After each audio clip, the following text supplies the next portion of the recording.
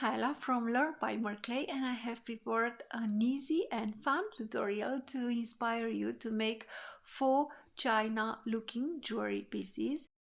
And in order to make such pieces, you will need some white polymer clay, and I have previously conditioned the polymer clay and I passed it through the setting number 2 of my Atlas pastel machine, and then I used a beautiful embossing folder to impress a beautiful texture onto the clay, and this is going to be the back of the pieces.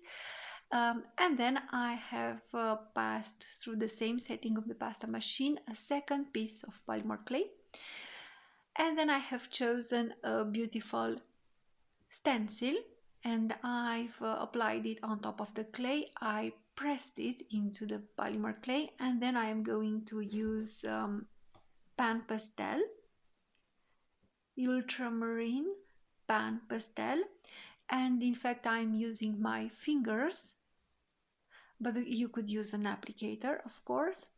So I'm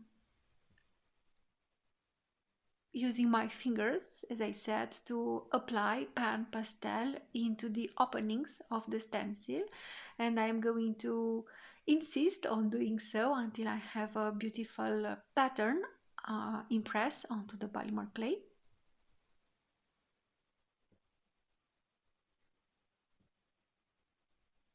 Before lifting the stencil, you have to make sure you don't have flying pastel on top of the stencil, and it is a good thing to blow over the stencil to make sure you don't have such excess powder. And then, because I'm working with this idea of festive jewelry pieces, I decided to apply a little bit of embossing glitter, wow embossing glitter in white color, and I'm spreading it around on top of the stencil openings, and then you'll have to gently lift off the stencil, and you could use soap, hand soap, and warm water to clean the stencil. I've used baby wipes, but you should be very careful not to tear up, especially if it's a thinner stencil. Now I need to decide which part of the pattern I am going to use for the pendant, and I decided to use a heart-shaped metallic cutter to cut out the shape for the pendant. So I cut out my piece with the pan pastel design in half, and I intend to use half to make the pendant and the other half to make earrings. I'm trimming off more clay, and then I am going to apply this layer of clay colored decorated with pan pastels on top of the layer of clay that I previously textured with the embossing folder. You should use a piece of baking paper, parchment paper, to gently press these pieces together.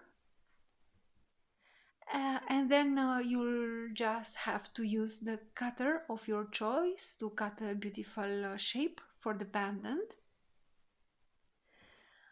I decided to add more interest to the piece to spice it up a little bit, so I've used etching pearls and a piece of scrap clay passed on the setting number 3 with a little bit of gold color metallic leaf on top, and then you'll just have to press the etching pearl into the clay decorated with gold leaf, and then move it slightly to the right and to the left while pressing it into the clay, and then you'll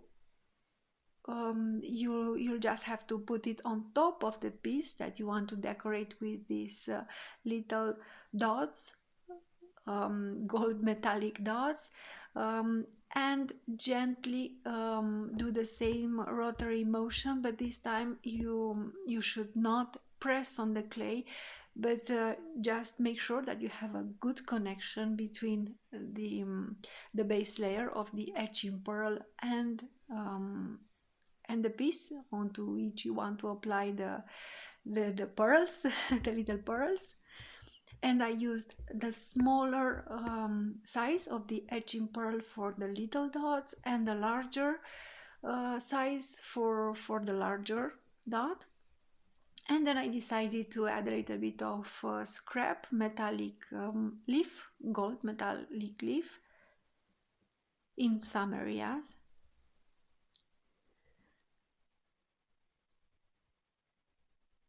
So this is my trial piece, and I intend to make a second piece to fit this one. The pattern is not going to be identical, but the size and the shape, yes, I would do my best to have sizes and shapes that are pretty similar. And again, I've used metal leaf, scrap metal leaf to decorate the pieces, and I applied it in some areas. And now it's time to make the back of the pieces. So I placed these pieces onto the polymer clay textured with the embossing folder, and then I cut the piece in half because it's easier to work with smaller pieces.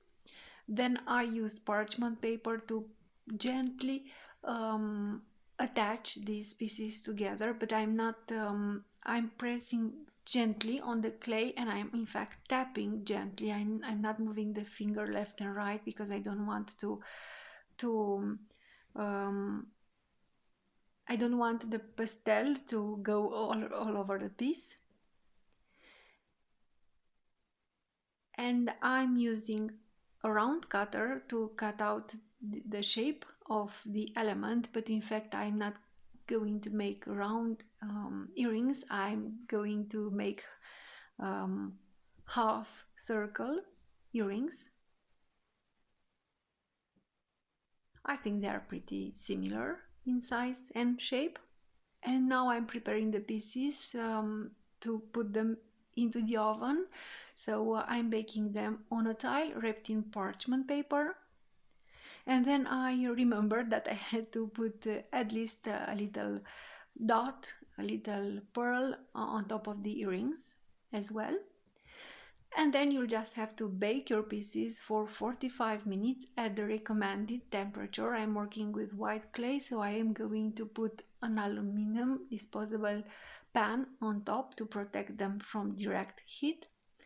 And then I wanted to use these beautiful earring components, and that I like very much, and I've already used them in other designs, and they are very beautiful. And finally I used small balls of polymer clay because I want to make a supporting system. And because I'm making a supporting system, I want to have these metal pieces on top of the clay pieces, and I want them to stay there until the resin is cured. And then I've prepared some UV resin, and I'm using a brush, and I'm going slowly. I'm applying small amounts, and I'm spreading the clay because I don't want to have drippings, especially for these pieces that are not on metallic cutters.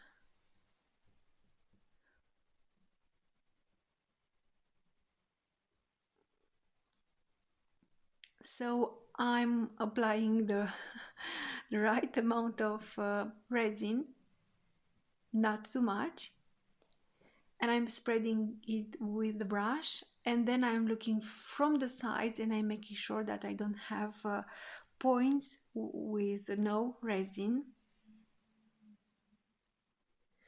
And then you can use a heat gun to remove any air bubbles from the resin. And I'm making sure that my pieces look okay before putting them under the UV lamp, and I'm going to cure the resin for 7-8 minutes, and then I will just from the study ring, and I placed the metal component inside, and then I used pliers to close it back. So I hope that you liked today's idea and today's inspiration. Thank you for watching the tutorial. Please subscribe to my channel if you're not already subscribed, and stay tuned for more inspiration for work with polymer clay.